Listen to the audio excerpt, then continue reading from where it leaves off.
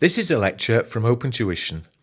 To benefit from the lecture, you should download the free lecture notes from opentuition.com. Well, at the end of the previous session, we left you to review through and look at example 2.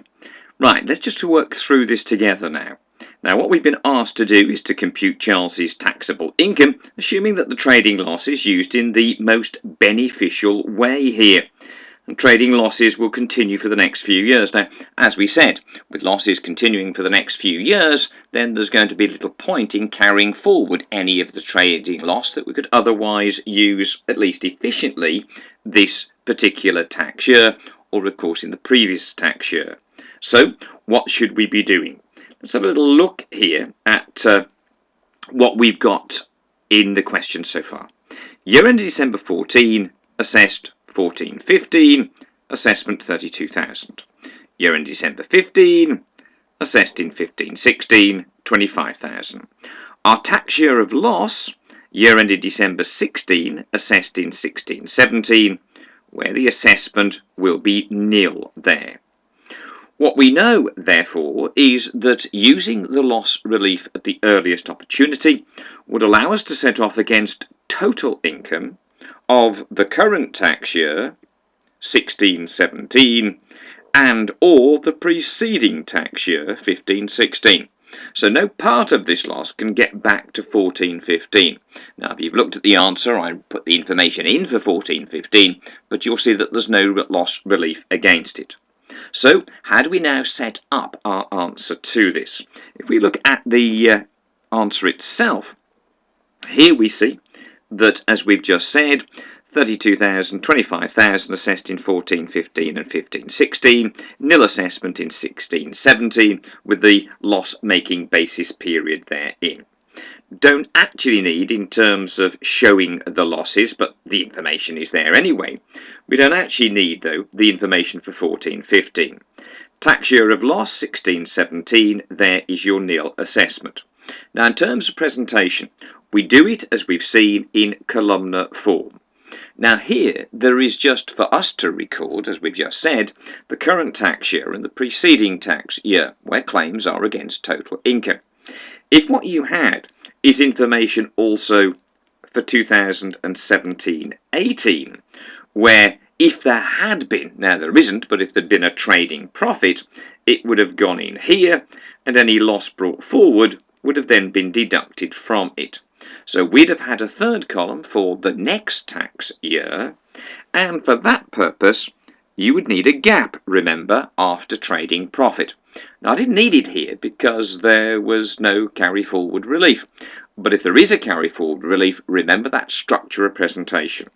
A column, as we've seen, for each tax year, information down the left hand side, starting with trading profit, and then leaving a gap of 3 or 4 lines before recording any other income, such as property income as we have here, or interest income, or dividend income, or indeed maybe a period of transition from employment to self-employment, and therefore possibly employment income as well.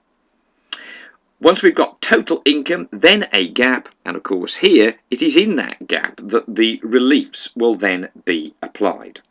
So copy the information into your question from the answer.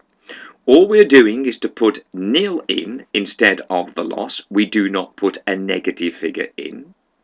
We pick up the trading income for 1516, as we have seen there, 25,000. And we record as given the property income figures for these 2 tax years as well. So our total incomes are £31,000 and £6,000 respectively. Now we want to make the loss relief claims in the most efficient way.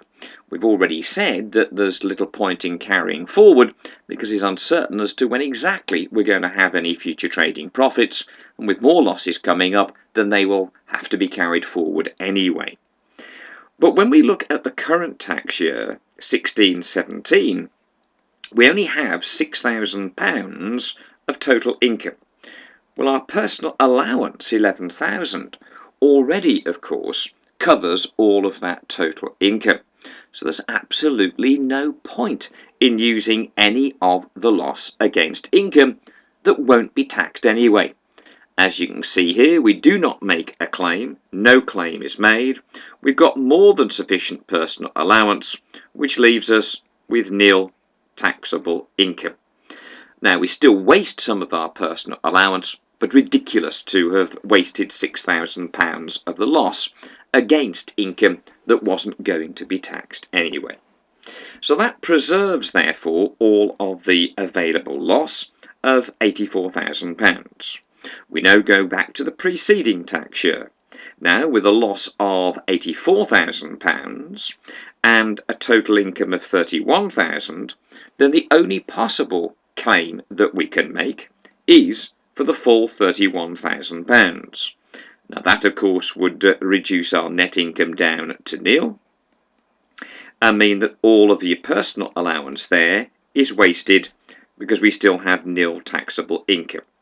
Now, as we make the points here, just to again repeat what I have said, a claim against total income in 1617 would waste the personal allowance and save no income tax. That's the point, save no income tax. So no claim is made. In 1516, we will also waste the personal allowance, but it will save tax. And indeed, because it's for the preceding tax year, it will generate a repayment. Now, last year, £31,000 worth of income, £11,000 worth of personal allowance. We'd have been looking at a taxable income of £20,000, that within the basic rate band. Therefore, and it's all non-savings income, would have all been taxed at 20%. So by making the claim to carry back £31,000 of the loss to the preceding tax year 1516, we are indeed wasting £11,000, but there's little chance of any immediate future use of that loss. So in terms of cash flow, to get something back during these loss-making periods, that would seem to be the best thing to do. But it comes as a price, as we say, we've wasted the personal allowance. The balance then of the trading loss, 53,000, 84 minus the 31 now used. Well, as we said, there's only one thing that can happen to that. It's got to be carried forward and set off against the first available future trading profits from the same trade, whenever those may be. A point that as yet we're unaware of, but we'll come to it next. As the total non-trading income for the tax year 1516, your non-trading income was the property income of £6,000.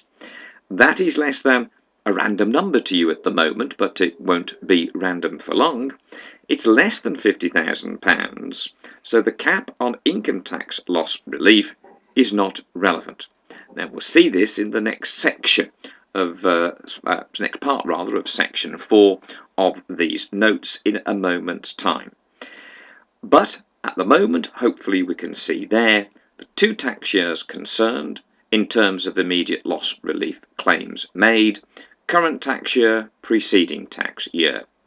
Though a claim is available in the current tax year, we choose not to make it because the current total income is less than the personal allowance, so we would achieve no tax saving at all. If we were to use the loss in the current tax year, we'd simply be wasting that use of the loss. We do carry back and use it in the preceding tax year, because although again the personal allowance will be wasted, so we're effectively wasting £11,000 worth of the loss in this way, against income covered by the personal allowance anyway, remember, partial claims are not possible, so the only claim we can make is £31,000. Better therefore to get something back now. Last year, £20,000 of taxable income taxed at 20%, we can get a cheque for £4,000 back from HMRC. That's a useful cash flow advantage, and one, well, we'd advise the taxpayer that that would be the best course of action, down to the taxpayer to decide. If they didn't do that, there'd just be more loss to carry forward, of course, to the future against future trading profits of the same trade. Okay, returning therefore now to our notes, we mentioned there about a cap on these reliefs. in the current tax year and or in the preceding tax year. So let's look at that information now. CAP does indeed apply on the amount of loss relief available against a person's total income. Notice it is the higher of. All too often, of course, it's the lower of there, but here it is the higher of. So always £50,000, that's the lowest it could be. It could possibly be even higher. 25% of the person's adjusted total income. Now that adjusted total income is after deducting from the total income the gross amount of any personal pension contributions, just the personal pension contributions. You may recall an adjusted net income where we would deduct the gross amount, yes, of personal pension contributions, and also, of course, any gift aid payments. Here, slightly different, the adjusted total income for this purpose, take out the gross amount of any personal pension contributions. Now, in all honesty, it's very unlikely that in most circumstances, other than maybe an objective testing question, but it's very unlikely in reality that your adjusted total income is going to be relevant here, because 25% of the adjusted total income, that would have to be £200,000 as a minimum for 25% of it to be 50,000. So only if you go above 200,000 would you exceed the £50,000 automatically available cap anyway. So it's very, very unlikely that you're going to need to apply that. Important here, this cap does not apply to any trading profits. So it only applies here against your non-trading or in relation to your non-trading income. So it does not apply to any trading profits within the total income figure. So within a total income, this would be really for the preceding tax year, because in the current tax year of loss, the trading income assessment is nil, but we hope, as we'll see in an example in a moment, that we do have a trading income assessment for the preceding tax year, in which case any amount of trading income in that year can be relieved, and the £50,000 cap that we refer to would only apply to the non-trading income. That is why, back in the example we were just referring to, it says, as the total non-trading income for the tax year is £6,000, as that is less than £50,000, the cap on the income tax loss reliefs is not relevant. So it didn't matter that in this year you had, as we see there, £25,000 worth of trading income. Effectively, if that property income had been bigger than 50,000, you'd have limited it to 50,000 plus the 25, a maximum loss relief claim of 75,000 would be available. Now we'll see that illustrated again in a moment's time in relation to the example coming up. Just a quick point of reference as regards if you have any wider knowledge, or you might be looking at this from a point of view of you're actually studying P6, but at F6 we only test this relief against, or this restriction rather in the relief, the cap, when we're looking at total income of the current and or the preceding tax year. There is another relief claim, the opening year's relief, as we spoke of in our first lecture, that also goes against total income. But it's, although applicable, this particular cap, it's not tested so far as our syllabus is concerned. So if it is appropriate, if it is involved in a question, it will only be where we're dealing with current and or preceding tax year relief. Now we've got a little illustration here to have a little look at. What I would like you to do is just have a little read through the information here about Louise Sir, no doubt called Lou, and we will then attempt, we'll see of course the answer immediately below, but to see how this cap would apply. So just take a moment there to review through that information, please, and then we'll deal with it together.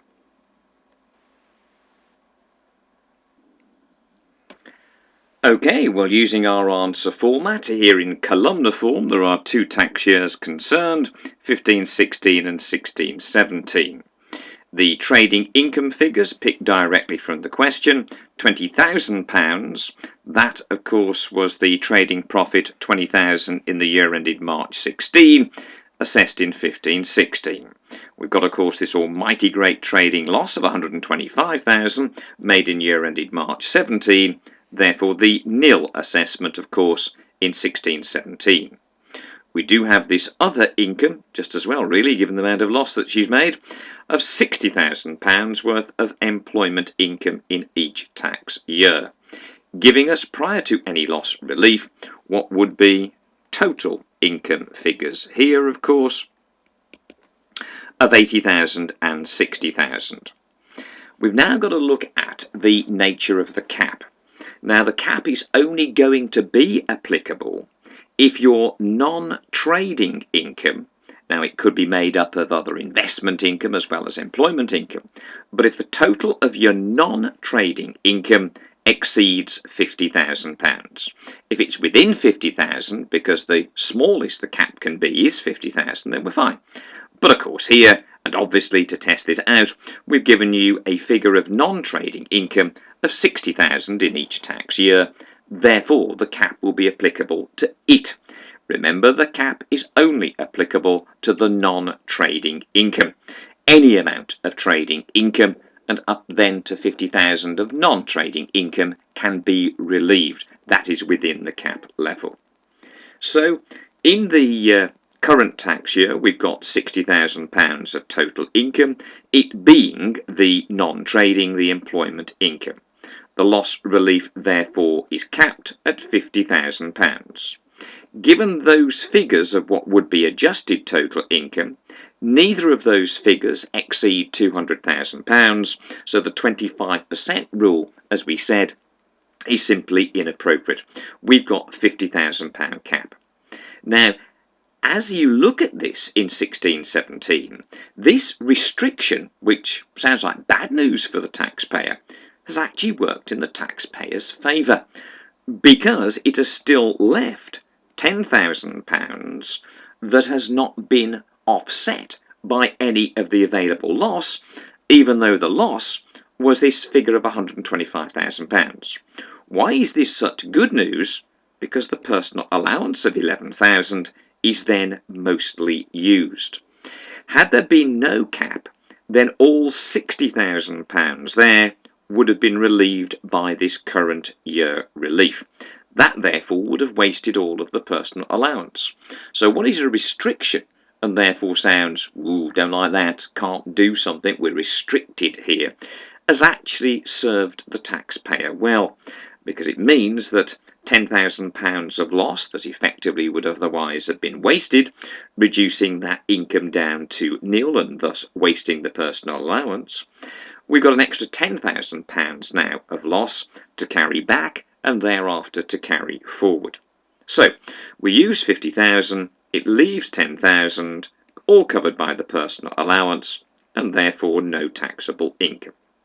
As we've said, the relief is capped at 50, it's higher than 15,000, i.e. 25% of your adjusted total income. In 1516, the loss relief claim is made in full against the trading profit of 20,000. There is no restriction against trading income. However big that may be, all of that could be relieved and up to £50,000 of non-trading income. Well, the employment income, of course, is 60. As we know, only 50,000 of that can be relieved. So 20,000 plus the cap of 50 gives us £70,000 worth of loss relief applied. Again, good news as it turns out, leaving nearly enough income to cover, well, at least the vast majority of that personal allowance and still leave us with a nil taxable income. So we had a loss of 125, we've capped in both the current and the preceding year, and we've used therefore in those claims a total of £120,000. That, as it's noted down here, would therefore leave you with £5,000 of loss remaining to carry forward firstly to the 2017-18 tax year to go against the next available future trading profits of that trade. So, the cap, therefore, is only going to be an issue for either of the current, but more likely the preceding tax year, but it's only going to be an issue where we have non-trading income in excess of £50,000.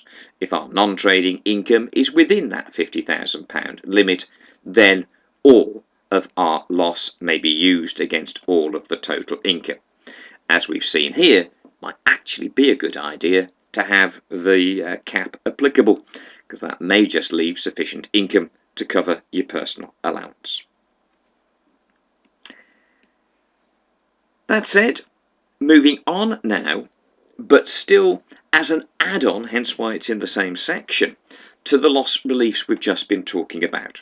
Those loss reliefs set off against the total income of the current tax year and or the preceding tax year. What we now have is relief of trading losses against capital gains. Now, I know you don't yet know anything about capital gains tax, but clearly it is a tax made on capital gains made by taxpayers, i.e. when taxpayers are able to sell assets for more than their cost, therefore making a profit, making a gain. The relief is an extension to either a current year and or a carry-back claim to the preceding year. That would have been, of course, against total income and may only be claimed after such a claim has been made against that total income of the tax year in which you now wish to make this claim. A trading loss may then be relieved against capital gain. So we're changing the very nature of the loss. What is a trading loss is now going to be made into a capital loss. But as we've said, the amount of loss that is usable is only there after the total income of the tax year in question has been reduced to zero by that trading loss under a normal claim. So whether or not, of course, we are talking about the current year or the preceding tax year, if you want this extension claim against gains, you must firstly have eliminated all of the total income of that year with a claim against that total income, be it current, be it preceding year, and clearly have unrelieved loss still remaining. Now that remaining unrelieved trading loss restricted to a maximum loss calculation as shown below. I'll come to that in a moment. But once you know how much of your unrelieved trading loss, all of it or part of it, can now be extended and treated as a capital loss, it is then deducted from the net gains of the year. Now, you'll better understand this, of course, once we've dealt with capital gains and we've calculated gains, we've calculated losses, we've calculated taxable gains, and we've worked out CGT liabilities. But in terms of the application now, we will then deduct this loss from the net gains, capital gains less capital losses of the tax year, and this deduction is made before then deducting any capital losses brought forward from an earlier year, and also what we call the annual exempt amount. Now that's like the CGT equivalent of, here in income tax, the personal allowance. It is a level of tax-free gains in the same way as the personal allowance is a level of tax-free income. The numbers are very similar. The annual exempt amount don't have to be learnt, it's on your rates and allowances page, but is £11,100. £11,100 is your AEA. I said it was very similar to the personal allowance. I even wrote it there as 11,000, but it's £11,100, as we'll see in a moment. Now, we said that you must make the claim first against total income. Then the unrelieved loss that remains would be subject to a maximum, another cap coming in here. The maximum loss available for use in this relief is computed as what we'll already know, the net gains of the tax year, less and we'd be told this in the question, any capital losses brought forward. What that does is to represent a maximum amount. Now again, like the cap that we've just used on our income tax loss relief, might actually help there, mean that we don't waste as much of the AEA, the annual exempt amount, as we might otherwise do. We've already seen how with income tax the cap of 50,000 means that we may therefore be able to not waste as much personal allowance as may be the case. This could equally hold true in capital gains. But again, all I expect you to be aware of at the moment is the basic technique. That's all I'm interested in. Right, I want you to have another read back through that information, please.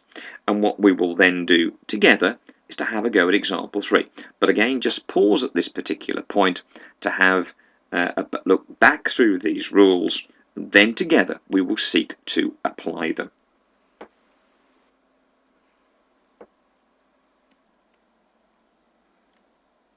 Okay, let's see therefore how to tackle this problem.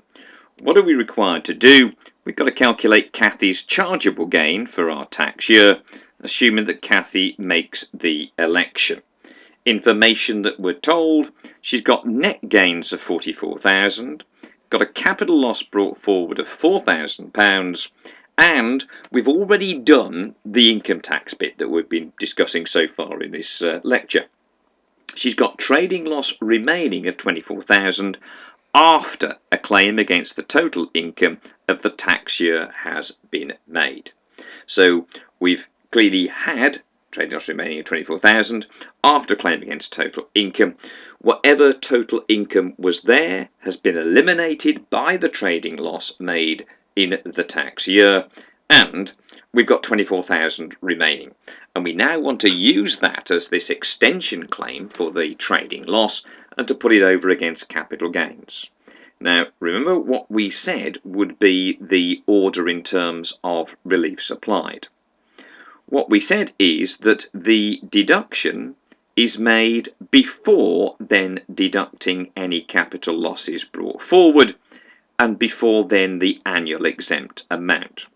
So in terms of what this will look like, we will be picking up again here straight from the question the net gains.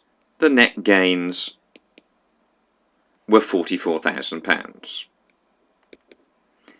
It is from that, again if we go back to our note, that we're told the remaining unretrieved trading loss is then deducted from the net gains less losses of the tax year. So having got the net gains, we're given those figures here, £44,000. This extension claim, this trading loss relief, will be deducted here. That's where it will be deducted. But that is, as we said, before the deduction of any capital losses brought forward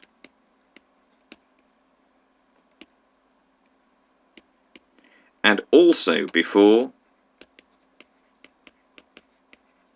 the deduction of the annual exempt amount, which will bring us down to taxable gains, should there be any still.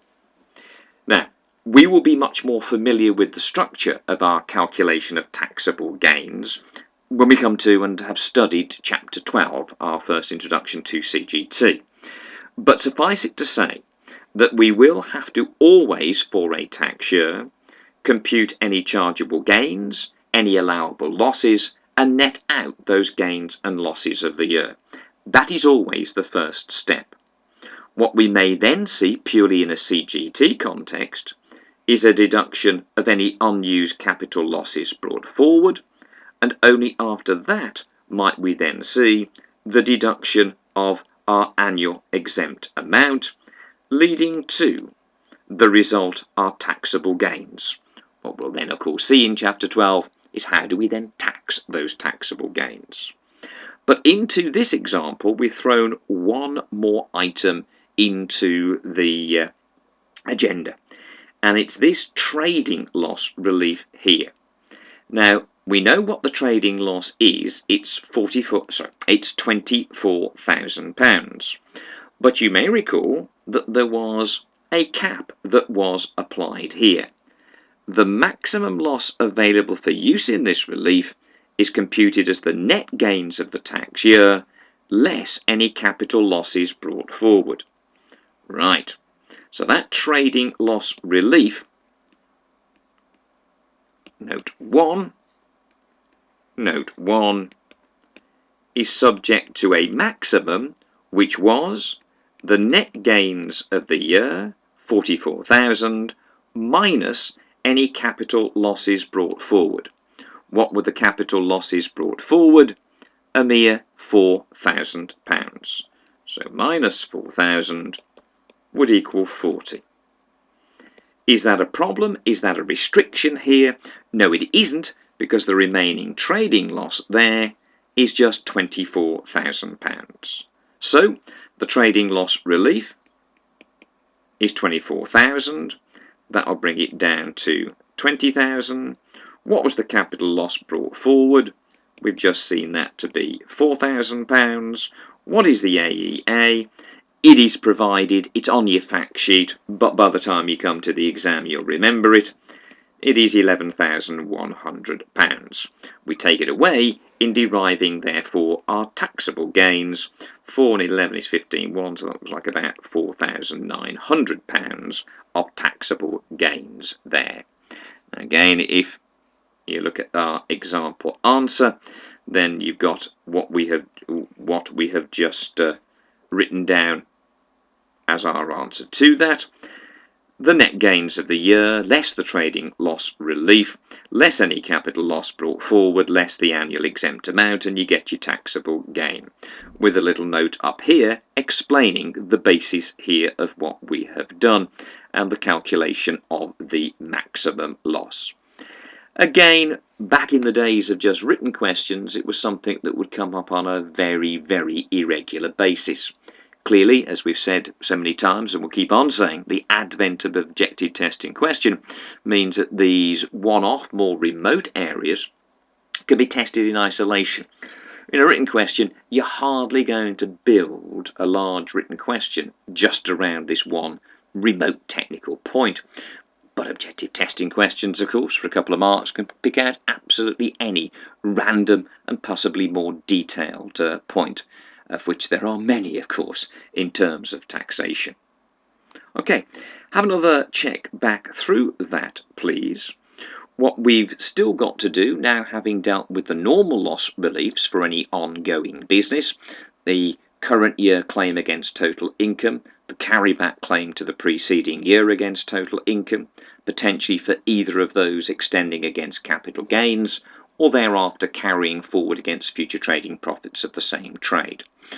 Having dealt with those normal loss reliefs for an ongoing business, what we've then got to look at is the specific issues that arise in the specialist circumstances of losses in opening years or losses in closing years.